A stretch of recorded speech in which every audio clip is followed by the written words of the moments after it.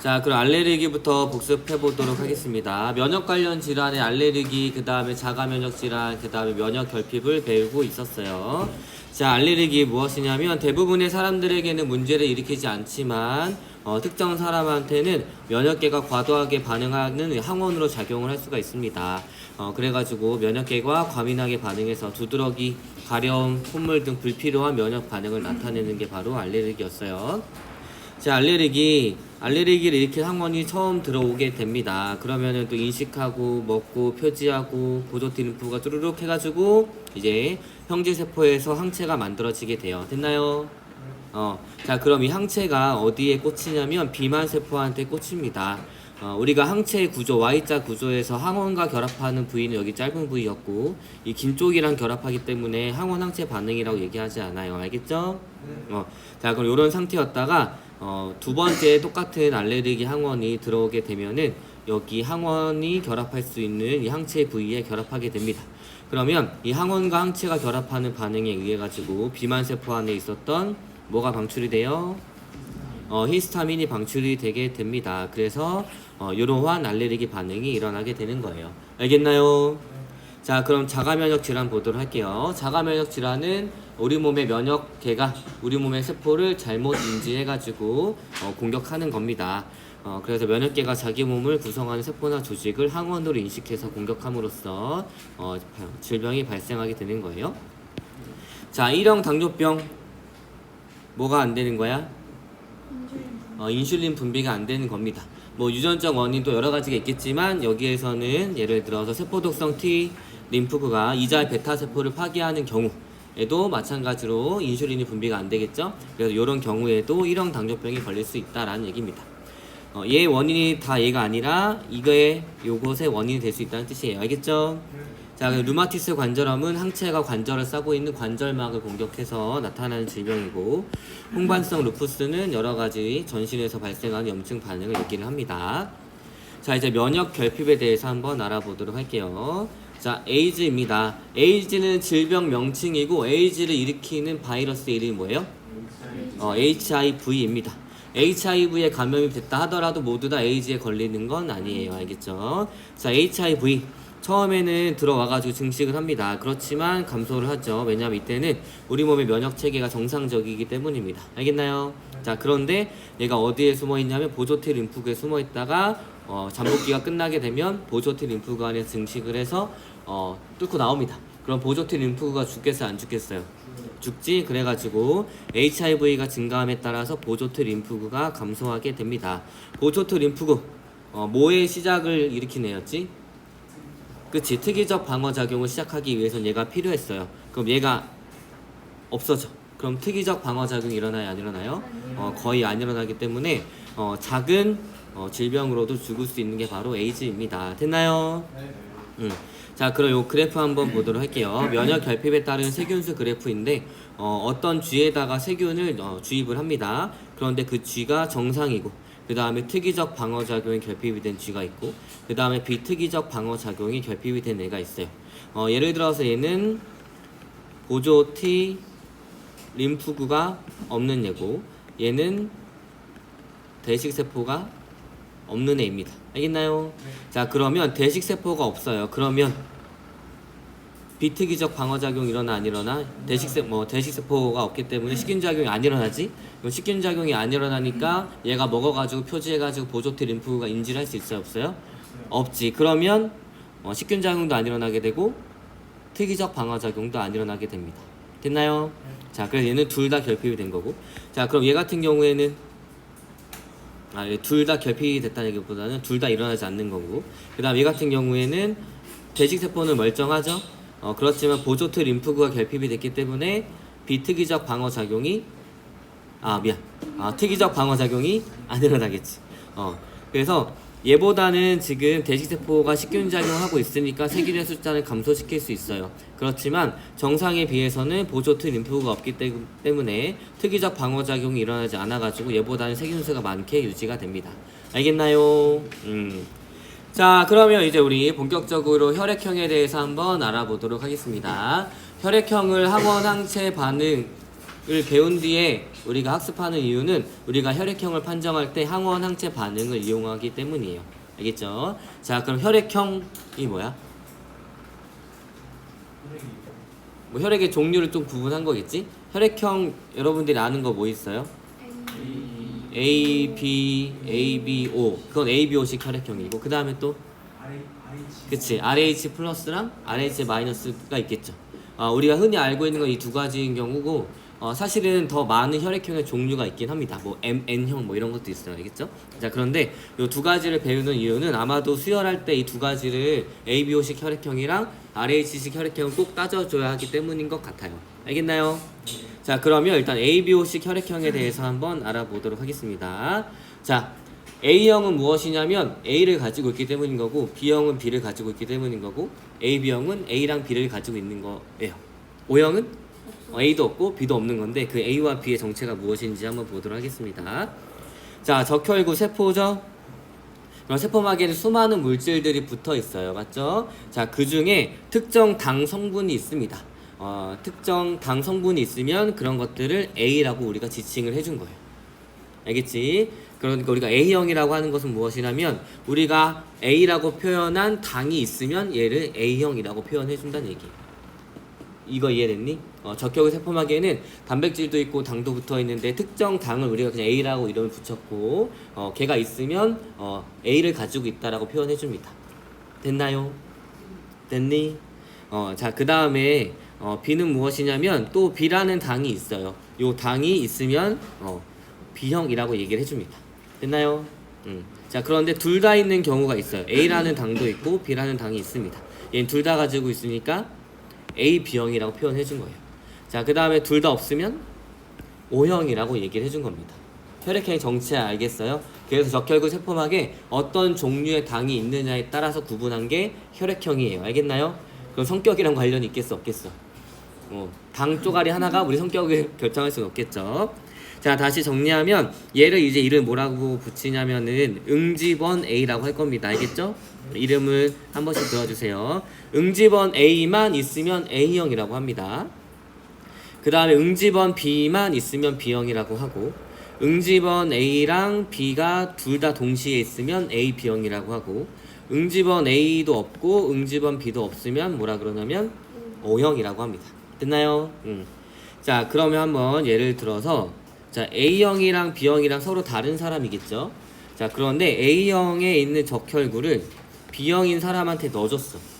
그러면 이 사람 입장에서는 요 응집원 A가 외부 물질일까 아닐까? 외부 물질이지. 그러니까 얘에 대한 방어 작용이 일어나게 되는 거예요. 그럼 얘에 대한 항체가 만들어져 안 만들어져? 만들어지겠지? 그 항체의 이름이 알파입니다. 됐나요? 이해됐어? 자, 그 다음 얘를 여기다가 넣어줄 거야. 그러면 A형 입장에서는 요 응집원 B가 외부 물질이겠지. 됐니? 그래서 얘에 대한 항체를 만들어요 안 만들어요? 만듭니다. 걔 이름을 이제부터 베타라고 이름을 지어줄 거예요. 알겠나요? 자, 우리가 꼭 배우겠지만 이렇게 항원과 항체 반응을 이용해가지고 나중에 혈액형을 판정하기 때문에 지금 요 마지막 단원에서 이걸 배우게 되는 거예요. 됐나요? 자, 그럼 차근차근 알아보도록 하겠습니다. 자, 혈액형에 따른 수혈 관계 보도록 할게요. 자, 혈액의 응집 반응입니다. 자, 응집 반응이라고 하는 것은 무엇이냐면 적혈구 세포막에 있는 물질과 여기 있는 물질이 이제 뭐겠어? 응집원 A, 응집원 B가 해당하겠죠. 혈장에 있는 항체 사이에서 항원 항체 반응이 일어나 적혈구가 서로 엉기는 현상을 응집 반응이라고 합니다. 쉽게 말해서 항원 항체 반응이란 얘기예요. 됐나요? 자, 그러면 적혈구 세포막에 있는 물질과 내 몸에 있는 혈장에 있는 항체랑 결합을 하면 되겠어 안 되겠어? 안 되겠지? 여기에서 말하는 것은 무엇이냐면 다른 혈액형에 넣어줬을 때를 얘기를 해주는 겁니다. 됐나요? 그래서 다른 혈액형에 들어가면 응집원 A가 응집원 B를 가진 사람한테 들어가게 되면 응집원 A가 외부 물질로 인식을 해서 항체를 만들게 되고 그 항체와 응집원 A가 결합함으로써 항원 항체 반응이 일어나는데 그런 것들을 응집 반응이라고 얘기를 한다는 얘기예요. 알겠나요? 자, 그러면 보도록 할게요. 적혈구 세포막에는 항원으로 작용하는 응집원이 있습니다. 그러니까 다른 사람 몸에 들어가면 항원으로 작용할 수 있는 애가 있다는 얘기예요. 자, 그 다음에 혈장에는 항체인 응집소가 있습니다. 자, 그래서 우리 적혈구 세포막에 있는 항원을 응집원이라고 부를 거고 얘에 대항해서 만들어지는 항체를 이제 뭐라 부를 거냐면 응집소라고 부를 겁니다. 됐나요? 자, 그래서 얘는 항원 항체 반응이니까 특정 응집원은 특정 응집소와만 결합하겠죠. 맞나요? 요 반응을 이용해서 우리가 혈액형을 판정할 수가 있어요. 됐나요? 자, 그럼 응고와 응집 잠깐 차이점 보도록 할게요. 우리가 방금 배운 응집은 무엇이냐면 항원 항체 반응으로 응집원과 응집소가 서로 결합하는 것. 그래서 적혈구가 많이 엉기는 현상을 응집한다라고 얘기를 해줍니다. 요 응집원이 항원인 거고 응집소가 항체인 거예요. 됐나요? 자, 그 다음에 응고는 무엇이냐면 혈액 속 효소의 작용으로 혈액에 굳는 건데 우리가 언제 할 수 있냐면 상처가 났을 때 출혈이 일어나죠? 그럼 거기에 뭐가 생겨? 딱지가 생기지. 이 딱지는 뭐냐면 적혈구가 이것저것 끈적한 물질이랑 결합해가지고 우리가 더 이상 혈액이 빠져나가지 못하게 막아주는 거예요. 자, 요렇게 혈액에 굳는 것을 뭐라 그러냐면 응고라고 합니다. 자, 응고는 항원 항체 반응이 아니고 응집 반응이 항원 항체 반응인 거예요. 알겠나요? 자, 그러면 ABO식 혈액형에 어떻게 판정하는지 한번 알아보도록 할게요. 자, ABO식 혈액형과 관련된 응집원은 두 가지, 응집소도 두 가지가 있습니다. 응집원, 항원에 해당하는 것은 A와 B 두 개가 있어요. 그래서 응집원 A, 응집원 B라고 불러줍니다. 자, 그래서 응집원을 어떤 종류를 가지냐에 따라서 A형, B형, AB형, O형으로 나누어지게 되는데 응집원 A만 가지면 A형, 응집원 B만 가지면 B형, AB형은 둘 다 가진 거, O형은 아무것도 안 가진 겁니다. 됐나요? 자, 그 다음에 여기에 각각 대항하는 항체인 응집소가 두 종류가 있는데 알파와 베타가 있습니다. 응집소 알파는 누구랑 결합할 것 같아? A랑. 그 다음 응집소 베타는 항원 B, 응집원 B랑 결합을 합니다. 됐나요? 됐니? 좋아요. 자, 그럼 구분해 보도록 할게요. 자, 응집원입니다. 자, 보게 되면 A형이에요. 그러니까 응집원 뭐가 있어야 돼요? A형이니까 응집원 A가 있겠죠? 자, 그 다음에 내 혈액 속에 A형인데 알파가 있으면 될까 안 될까? 안 되겠지. 그러니까 베타가 들어있는 거. 됐죠? 자, 그 다음에 자, B형이에요. 응집원 뭐가 있어야 돼? B. 그럼 내 혈장 속에 베타가 있으면 돼, 안 돼? 안 되지. 그러니까 뭐가 들어있어? 알파가 들어있는 겁니다. 됐나요? 자, 그다음 AB형이에요. 응집원 A랑 B랑 있지. 알파가 있으면 돼, 안 돼? 안 되지. 결합할 거 아니야, 그치? 베타가 있으면 돼, 안 돼? 안 돼요. 적혈구들이 내 몸속에서 응집을 하게 되면 모세혈관도 막고 그 다음에 혈관도 막아가지고 내가 죽을 수도 있어요. 알겠죠? 그 다음에 O형 A가 있어요, 없어요? 없지. 근데 응집원 B가 있어, 없어? 없지. 그러니까 알파랑 베타가 둘 다 있는 겁니다. 됐나요? 다시 정리를 하면 A형에서는 자, 응집원 A가 있고 그 다음 응집소는 혈장 속에 베타가 들어있습니다. 됐나요? 그 다음에 B형 같은 경우에는 응집원 B가 있고 혈장 속에는 응집소 알파가 들어있고 AB형 같은 경우에는 응집원 A랑 응집원 B가 있고 혈장 속에는 알파도 없고 베타도 없어야 합니다. 그 다음에 O형은 응집원 A도 없고 응집원 B도 없으니까 응집소 알파랑 베타가 혈장 속에 들어있는 거예요. 됐나요? 근데 좀 의문이 들지 않아? 항체가 만들어졌다는 얘기는 내 몸속에 언젠가 얘가 들어왔었어야 된다는 얘기 아니야?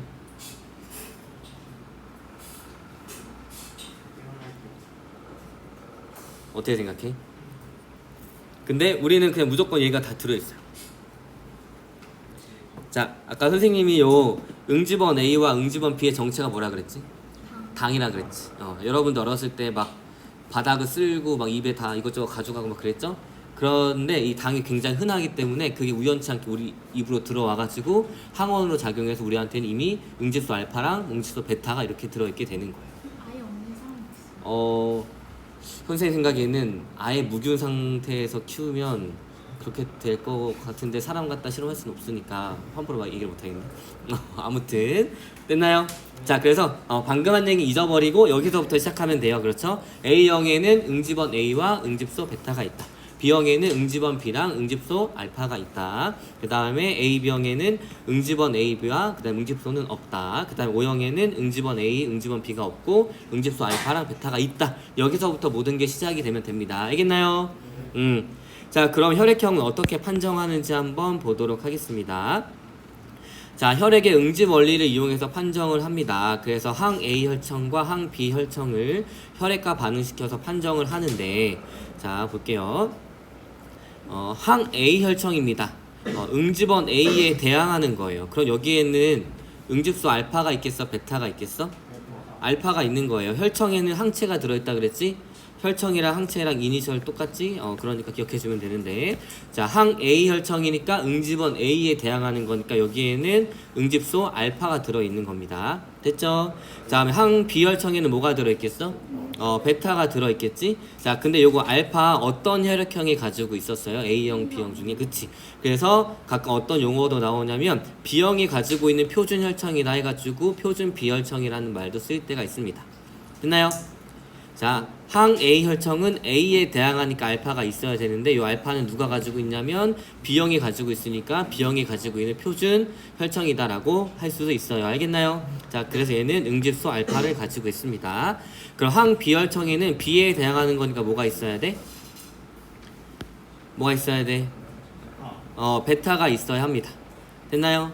자, 그래서 얘는 A형이 가지고 있는 혈청이기 때문에 표준 A형 혈청이라고도 얘기를 해줍니다. 됐니? 자, 그래서 항 A 혈청에는 응집소 알파라고 응집원 A와 결합할 수 있는 항체가 들어있는 거예요. 됐니?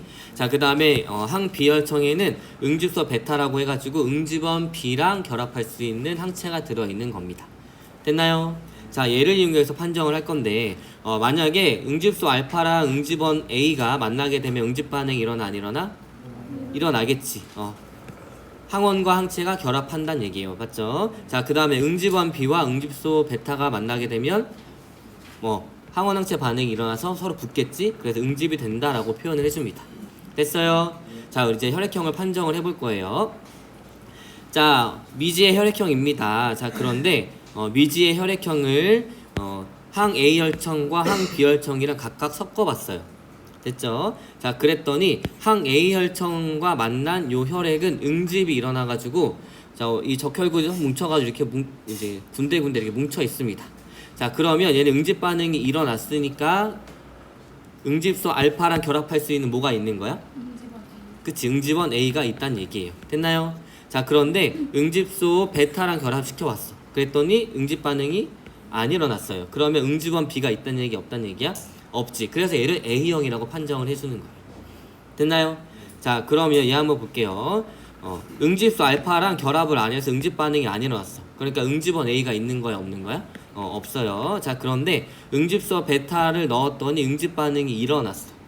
그러면 얘는 응집원 B가 있다는 얘기겠지. 그래서 응집원 A는 없고 응집원 B가 있어요. 그럼 얘는 무슨 형이야?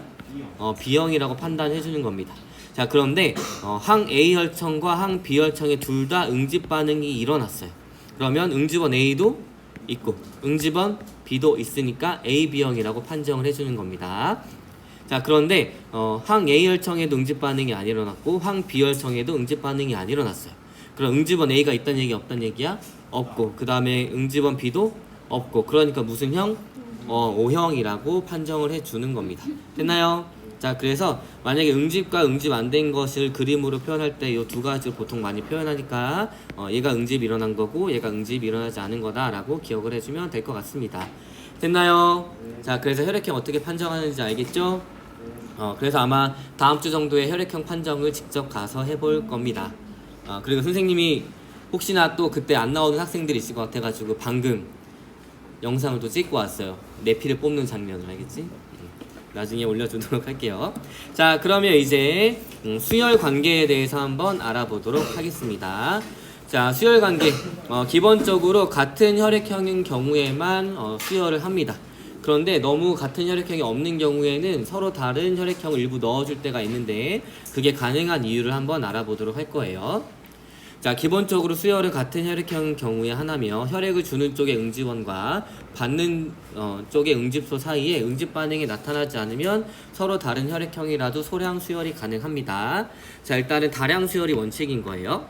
자, 그럼 O형은 O형끼리 당연히 수열 가능하고 A형끼리, AB형은 AB형끼리, B형은 B형끼리 서로 많은 양의 혈액을 수열할 수가 있습니다. 맞나요? 자, 근데 여기서 RH식 혈액형은 당연히 맞추고 하는 거예요. 됐니?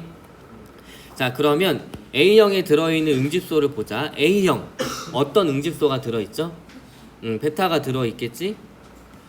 맞니? 자, 베타가 들어있어요. 자, 그 다음에 O형에는 무엇이 들어있어요? 알파랑 베타가 들어있을 거고, B형에는 알파가 들어있고, AB형에는 없을 거예요. 됐나요? 자, 그러면 한번 보도록 합시다. 만약에 그 다음 우리가 수혈을 하는 목적은 뭘 넣어주는 게 보통 목적일까? 피 중에 혈장과 혈구 중에 뭐가 목적인 것 같아? 혈구겠지. 왜냐하면 혈장은 액체 성분이기 때문에 우리가 인공적으로 혈장이랑 비슷한 거 만들 수가 있어요. 그래서 만약에 혈장이 부족하면 그냥 우리가 링겔을 꽂아주면 되는데, 수혈을 한다는 얘기는 보통 일반적으로는 적혈구가 부족한 거지. 왜냐하면 출혈이 너무 많이 일어나게 되면 산소 포화도가 뚝 떨어지지. 산소 누가 가지고 있어? 적혈구. 그래서 보통 적혈구의 입장에서 생각해주면 돼요. 알겠나요? 자, 그럼 만약에 B형이 죽어가고 있어요. 그치? 과다출혈로. 근데 혈액형이 없어서 A형을 집어넣었다고 생각을 해보자. 우리가 혈액형을 넣는 목적은 적혈구를 넣는 거야. 그치? 자, 그런데 A형 적혈구가 들어갔어. 그럼 여기 뭐가 있어? 응집소 알파가 있지. 보통 우리가 한 번 넣어줄 때마다 한 200ml 정도 넣어준단 말이지. 근데 얘는 보통 사람은 피를 다 뽑으면 4.5L 정도가 나와요. 그럼 4.5L 안에 알파가 굉장히 많겠죠? 자, 그런데 우리가 넣어주는 목적인 적혈구가 어떻게 돼? 들어가면 알파랑 결합해가지고 사라지겠지, 죽겠지. 그러니까 넣어주면 돼, 안 돼?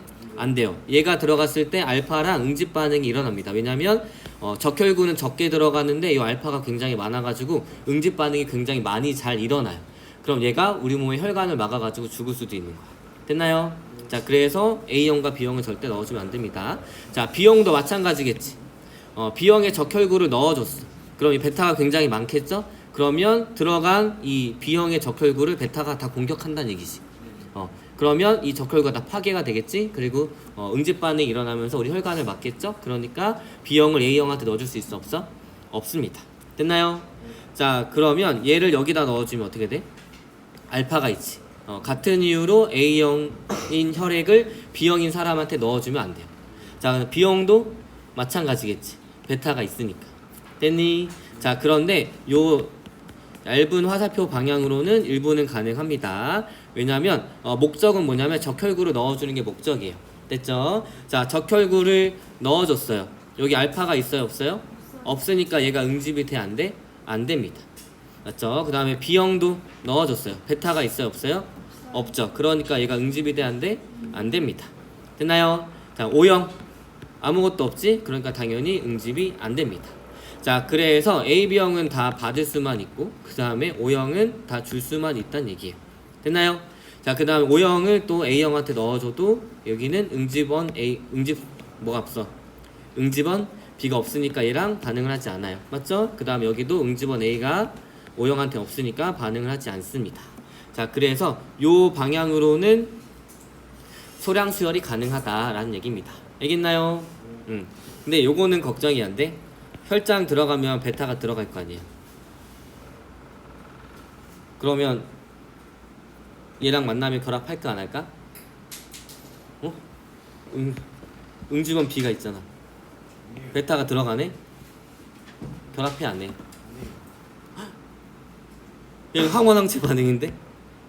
그래서 소리하는 결합을 안 한다고 얘기할 수 있어? 결합합니다. 자, 그런데 우리가 위험할 정도로 응집이 막 엄청나게 일어나지 않는다는 얘기예요. 이게 어떤 느낌이냐면 적혈구가 어떻게 생겼어? 원반 모양의 빵처럼 생겼죠? 자, 이제 빵을 먹는 애들이 얘네들이에요. 됐죠? 자, 그런데 여기는 4.5L 정도의 혈액이 있으니까 적혈구 빵이 엄청 많겠지. 근데 빵을 먹으려는 사람이 적겠지. 그럼 각각 하나하나 이렇게 붙겠지. 그러면 응집이 많이 안 되겠죠. 자, 그런데 얘를 넣어준다고 생각을 해봐. 베타가 굉장히 많아. 그치? 배고픈 사람이 엄청 많아요. 근데 빵이 되게 조금 들어왔어. 그럼 다 달려들어 안 달려들어? 달려들으니까 응집 반응이 더 강하게 일어난다는 얘기예요. 됐나요? 자, 그래서 여러분들이 A형을 분명히 AB형한테 넣어주게 되면 응집 반응이 안 일어난다고 하면 안 돼요. 알겠죠? 근데 위험하지 않을 정도로만 일어나기 때문에 조금 넣어줄 수 있다는 얘기입니다. 됐나요? 여기까지 이해됐어요? 됐니? 자, 그래서 A형을 AB형한테 넣어주게 되면 이 베타 때문에 당연히 AB형이랑 결합을 하긴 해요. 그래서 응집 반응이 일어나긴 하지만 우리가 목숨에 위험할 정도로 일어나지 않으니까 조금 넣어준다는 얘기입니다. 됐나요? 자, 그러면 이제 요거 다시 한번 글로 정리해 보도록 할게요. 자, 다량 수열 같은 혈액형끼리만 가능하고 소량 수열은 O형은 응집원이 없어가지고 다른 모든 혈액형의 수열이 가능합니다. 그리고 AB형은 응집소가 없어가지고 모든 혈액형에서 수열을 받을 수가 있어요. 됐나요? 자, 그럼 이제 RH식 혈액형에 대해서 알아보도록 하겠습니다. RH식 혈액형은 뭐의 약자일까? 여기 나오는 붉은털 원숭이의 약자예요. 그래서 붉은털 원숭이가 레셔스 몽키여가지고 이 RH를 딴 거예요. 알겠나요? 자, 그럼 한번 보도록 할게요. 마찬가지로 RH식 혈액형입니다. 그래서 RH 응집원이 있으면은 이제 RH 플러스라고 하는 거고, 내 혈액의 적혈구 표면에 RH 응집원이 없으면 RH 마이너스라고 얘기를 해줍니다. 됐나요? 자, 마찬가지로 RH 응집소는 항체니까 혈장에 존재하게 됩니다. 이 RH 응집원은 특이하게 단백질 성분이에요. 됐니? 자, 그러면 RH식 혈액형의 종류 보도록 할게요. RH 응집원 유무에 따라 구분을 합니다. 그래서 응집원 얘는 이름을 D라고 붙여줘요. 그래서 응집원 D가 있으면 RH 플러스, 응집원 D가 없으면 RH 마이너스입니다. RH 플러스 같은 경우에는 당연히 응집원 D랑 결합하는 응집소가 없겠지요? 여기에서 이제 응집소는 뭐라고 표현하냐면 응집소 델타라고 표현합니다. 그래서 얘는 응집소 델타가 없는 거고, 그 다음에 RH-는 응집원 D에 노출 시 응집소 델타가 만들어지게 됩니다. 그러니까 한 번도 응집원 D에 노출된 적이 없는 사람의 RH-인 사람은 한 번도 응집원 D에 노출이 안 됐을 때는 RH의 이 항원에 대한 항체가 원래 없어요. ABO식 혈액형에 약간 차이가 있는 거예요. 알겠죠? 왜냐면 얘는 단백질 성분이기 때문에 그렇게 흔한 물질이 아니기 때문이에요. 됐니? 자, 그럼 혈액형 판정 보도록 할게요. 자, 내가 어떤 혈액에 항 RH 혈청을 넣었어요. 그럼 응집소 델타가 있는데 이 델타는 응집원 D랑 만났을 때 응집 반응을 일으킵니다. 근데 이거 응집이 됐죠? 그럼 응집원 D가 있단 얘기 없단 얘기야? 있단 얘기지. 그러니까 RH 응집원이 있으니까 RH 플러스형이라고 얘기를 해주고, 얘 같은 경우 응집이 안 됐어요. 그러니까 RH 마이너스형이라고 얘기를 해줍니다. 됐나요? 자, 그러면 이 항체를 어떻게 만드는지 한번 보도록 할게요. 자, 원숭이랑 토끼가 나옵니다. 붉은털 원숭이가 있어요. 그런데 붉은털 원숭이의 적혈구 표면에 있는 애를 RH 응집원이라고 불러준 겁니다. 됐어요? 자, 그러면 얘를 토끼한테 주사를 했어요. 그럼 토끼 입장에서는 이 RH 응집원이 외부 물질이에요, 아니에요? 외부 물질입니다. 그러니까 이제 면역 반응이 일어나면서 뭐를 만들어? 항체를 만들겠지. 항체 이름이 델타예요. 알겠나요? 자, 그래서 토끼의 혈장 속에는 뭐가 있어요? 응집소가 있습니다. 됐니? 토끼의 혈액을 채취해가지고 원심 분리해가지고 이 혈장만 분리를 합니다. 그러면 이 토끼의 혈장에서는 이 항 RH 혈청이 있다는 얘기예요. 됐나요? 자, 이거를 사람의 혈액이랑 섞었을 때 응집 반응이 일어나게 되면 우리가 붉은털 원숭이가 가지고 있는 RH 응집원이 있다는 얘기고, 그래서 RH 플러스형이라고 써주는 거고, 만약에 응집이 안 됐다라고 하면 RH 마이너스형이라고 얘기를 해줍니다. 됐나요? 구분할 수 있겠니? 자, 그러면 RH 혈액형의 수열 관계에 대해서 한번 알아보도록 할게요. 당연히 ABO식은 기본으로 맞춘다라고 생각을 해주고, RH 플러스끼리는 서로 수열이 가능합니다. 그 다음에 RH 마이너스끼리도 서로 수열이 가능해요. 됐나요? 자, 그런데 RH 마이너스는 따로 응집원이 없기 때문에 RH 플러스한테 수열이 가능합니다. 단 수열을 해줄 때는 한 번도 RH 플러스에 노출된 적이 없는 사람의 혈액이어야만 해요. 그래야지 혈장에 그 응집소 델타가 없을 테니까. 됐니? 됐나요? 자, 그런데 요 반대는 돼요, 안 돼요? 안 됩니다. 얘가 항원으로 작용해가지고 우리 몸속에 이 RH-인 사람 몸속에서 응집원 D에 대한 항체를 만들기 때문이에요. 됐나요? 자, 그래서 RH-형의 혈액에는 RH 응집원이 없어가지고 RH+형에게는 수혈할 수 있습니다. 이와 반대로 RH-형인 사람이 RH+형의 혈액을 수혈받으면 RH 응집소가 생겨가지고 다시 RH+형의 혈액을 수혈받을 때 응집반이 강하게 일어나서 사람이 목숨이 위험할 수도 있습니다. 됐나요? 자, 그러면 얘와 관련된 질병을 보도록 하겠습니다. 우리 여기까지만 하면 진도 다 나가니까 좀만 힘내자. 알겠지? 자, 여러분들이 혈액형을 배워야 하는 것은 무엇이냐면 여기에서 누군가는 결혼해서 아기를 낳을 거기 때문입니다. 맞죠? 남자가 됐던 여자가 됐던 아기를 낳으려면 이런 혈액형을 기본적으로 알고 있어야 돼. 됐니? 자, 그럼 이건 어떤 상태였냐면 이게 어떤 질병이냐면 이 저가세포증, 신생아 용혈 현상인데 엄마가 만든 항체 때문에 신생아의 적혈구가 파괴가 돼서 신생아가 죽을 수도 있는 이런 것들을 신생아 용혈 현상입니다. 여기서 용혈은 혈액이 녹는 거예요. 적혈구가 파괴되는 현상을 적혈구 신생아 용혈 현상이라고 합니다.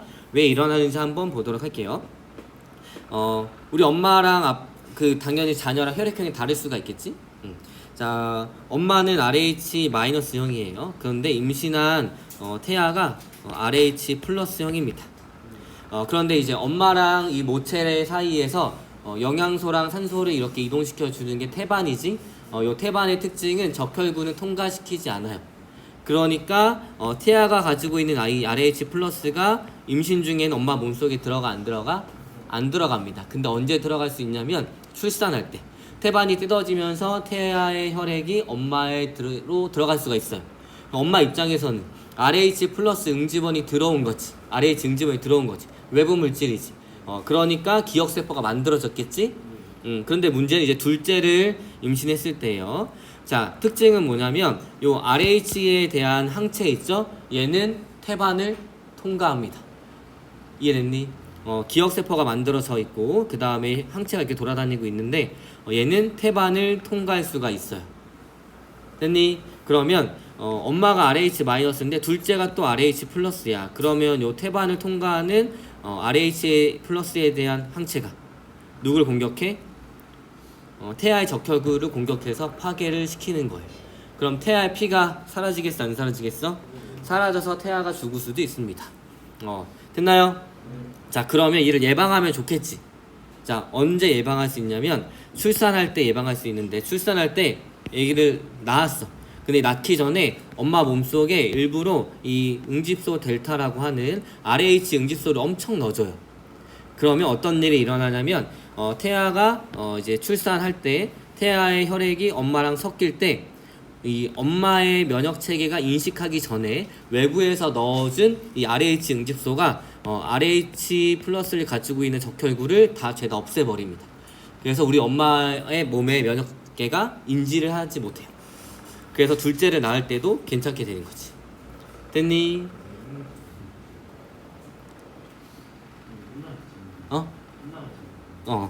여기까지 됐어요? 요거 과정 이해됐어? 자, 그런데 이미 태어났는데 RH+인 태아 몸속에 엄마의 항체가 들어가가지고 얘를 막 공격하고 있는 상황이야. 자, 그럴 땐 어떻게 해주냐면 태아의 혈액을 외부에서 RH-를 구해가지고 얘를 전부 다 빼고 얘를 전부 다 넣어줍니다.